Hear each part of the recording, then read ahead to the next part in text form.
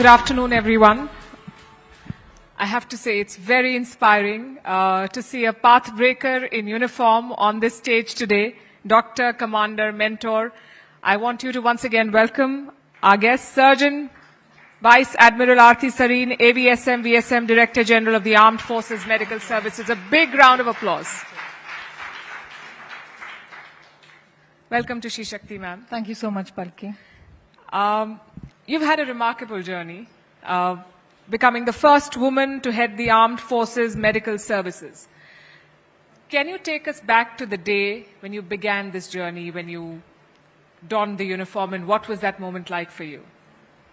I used to don the uniform partially. I have a picture when I was 4 years old with my dad's beret on my head. But the day I donned the uniform was when I passed out of the Armed Forces Medical College, the passing out parade. It was a very proud day for all of us because you complete your MBBS, you become a doctor, but not only do you become a doctor, you become an officer. So I wore my first uniform at that time. It was the Army uniform. So I proudly wore my uniform that day. And that was the day. That was the day I wore my uniform the first time. And it was a very proud moment because it gave me an opportunity to, as a doctor itself, you serve people. But, as a doctor and a soldier, you get to serve the nation and you get to look after people. So I think that was a great opportunity and it was a very, very defining moment for me. And why did you choose this path? Is it because of the influence you had at home, your father, your brother in the Navy, or was there something else that drove you towards this? I grew up, I have a service legacy. My father was in the Navy. My brother also joined the Navy, but we were both growing up together in the environment of the Indian Navy. A lot of time spent in Visakhapatnam. My school was highly influenced by the naval culture, our sports days, everything that, the march pasts and the uniform, everything was very, very, very service-like. I was influenced by that. I also wanted to be a doctor. And the year I kind of was applying for medicine, Armed Forces Medical College was number 1. And everybody wanted to join that. We were just discussing PMT exams before that. And I thought this would be the best opportunity. My father was very proud of me because he was secretly hoping that I would choose. I got into many other colleges, but I chose that because simply I think I wanted to wear the uniform and also be a doctor. And that kind of added both together and, I was there. How wonderful. And I also met some people from my college because of being in the service. There were 2 of these young lady doctors who had just come in and I saw them in their uniforms and the way they were conducting themselves. I thought, this is what I want to be. It's fabulous to be able to achieve what you want to and to have the support as well to embark on that path. I think it's my destiny and good luck too at times. I'm sure you worked very hard for it. And you've served in all 3 branches of the armed forces, which is rare. The Army, the Navy and the Air Force. I'm sure there are some defining moments that have stayed with you, that have shaped your... I told you I started the Army very young, but the Armed Forces confers leave on their officers very early. So, of course, you have a small little, medical inspection room that you take care of, but then that's leadership. That starts your path towards looking after a place, both administratively and also looking after patients.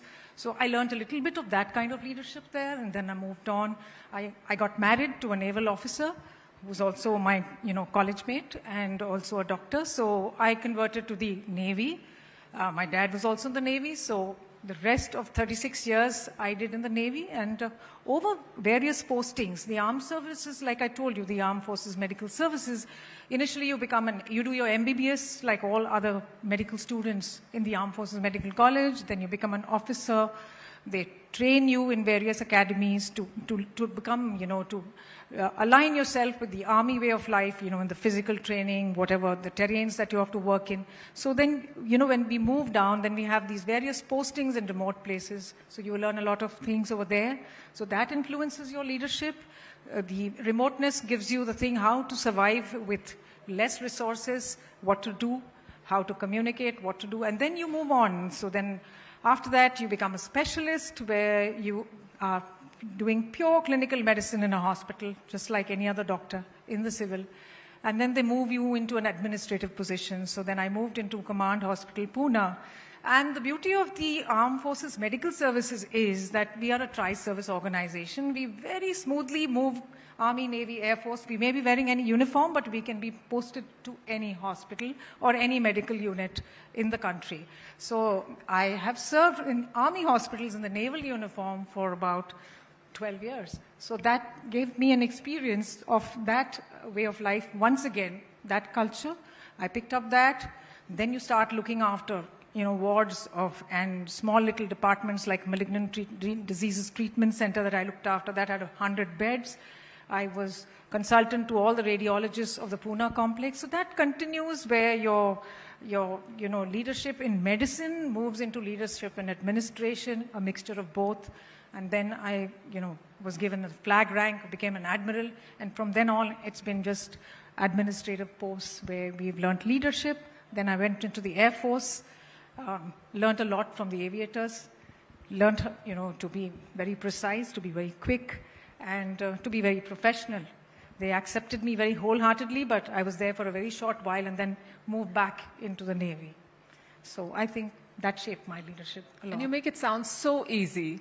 But I know you've served in some of the most challenging environments, including in Kargil and Kupwara. And can you tell us about some instances that tested your resilience? So that was my valley tenure, which I did as a naval officer way back in 99. We were deputed there to look after the population, which was, at then depleted of medical care. So I was sent there as part of the Indian Navy's, help to the Indian Army for that.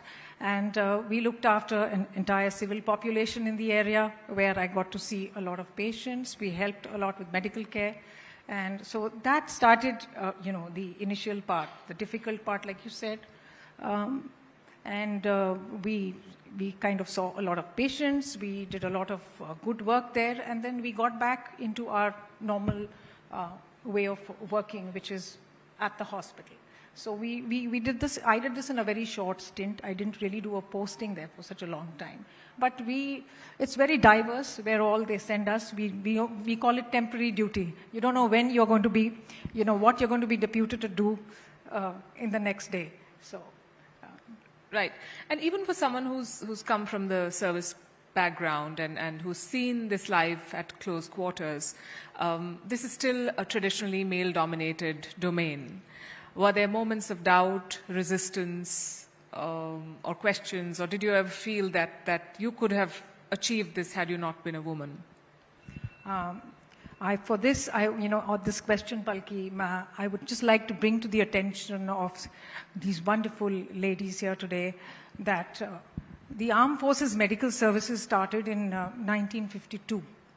And we have had women, running shoulder to shoulder with men ever since. We've had these very strong colleagues, who were already there, who actually paved the path for us and actually gotten over all these issues that you have mentioned. Our first lady general was Major General Ahuja. In the year 1987, she commanded Command Hospital Lucknow with 800 beds. And then subsequently, we had our second lot of lieutenant generals in the year 2007. That is, Surgeon Vice Admiral Punita Arora, ma'am, and Air Marshal Padma Bandyopadhyay, ma'am. So, they just laid out the path for us. They opened the doors for us.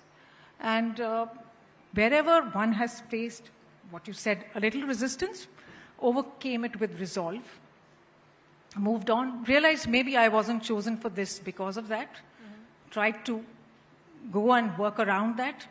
And like one of those nicest ladies here said, I would just like to combine all what they said. I said, all these things we should take to our mind that I've got to just get better at my job, be more professionally competent and just bash on regardless.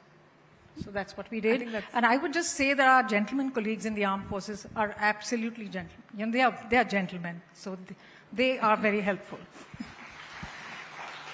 Great. And I'd like to share with the audience here that women make up around 21% of AFMS officers, and you're aiming for 25%. Yes. What drives your passion for creating more opportunities for women, and how do you personally mentor or inspire your younger colleagues, both male and female? We are actually, as of today, because figures keep changing, we are almost touching 23%. So I'm really happy to say that. Congratulations. And thank you so much. The need to inspire them is always there. We have programs like this to inspire ourselves. The fact is that there's so much of talent. They are also good. They're just proving to be so good that, they are being selected for the job and they're doing so well. In the last 3 years, we've had 41 ladies who've commanded units. I have 12 brigadiers with me who are also commanding units in very sensitive areas.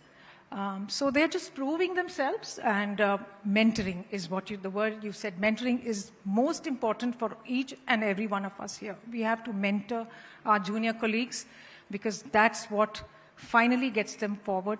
I have mentored some who are coming up so well now, and I'm so proud to see them, the way they have just bloomed and they are doing so well. They're running shoulder to shoulder with their male colleagues. And the bottom line would be to open the door for them, show them the way, and ensure that when you leave, that those doors are open and they do the same for their juniors. So mentoring is very important. I'm trying to be very inclusive. Actually, the government the policies are very, very inclusive. They are very, very conducive to women to join the armed forces. We enjoy a lot of perks and privileges which are there for all the other government jobs. They make life easy when you are in your time, when you have children. There's a lot of comfort zones which are offered, lots of facilities which are offered. So they're doing their best to make women comfortable at work, and we are also all doing our best. And I hope my male colleagues are also sensitized to that when they see what I'm doing. Now that you mention it, I'm thinking that maybe this is a conversation for another time, but I do wonder what Gen Z colleagues are like in the forces. They are typically not very keen on, handling authority and the Gen Z colleagues are I call them the collective genius of my juniors. Fantastic. Yeah, they are brilliant. There's one sitting right there. Yes. So, my staff officer, Nikit out there. So I think the training takes the Gen Z out of them. I would like to send some people to be trained. Oh, definitely. Everybody should join the NCC before in school. I think it's a great thing to do. Yes, absolutely. We're running out of time, but I want to ask you, as a leader, what is the legacy that you would want to leave behind, both for the institution that you lead and the individuals that you inspire? To just continue from what I said, the legacy that I would like to leave behind is an armed forces medical services that is much more modern, very well equipped, and with an HR policy that is very inclusive, which is gender neutral, which is gender sensitive, and which is gender just. And I would like to say that I would want to encourage everybody to make sure that we, through all of this, enhance operational readiness, by which we ensure the highest standards of health for our soldiers, sailors, and airmen in this country. And how do we do that? By ensuring that there is an environment where everybody is trained well, thinks well, becomes a good leader with integrity and the highest levels of professionalism. I would like to leave that behind, and I would like to tell all the youngsters that they must do the same and show the way for future generations as we all move towards Viksit Bharat 2047. What an inspiring note to end on. Thank you, Vice Admiral Serene, for your candor and for your service. More power to you. Thank you, Palki. Thank you so much. A big round of applause, please.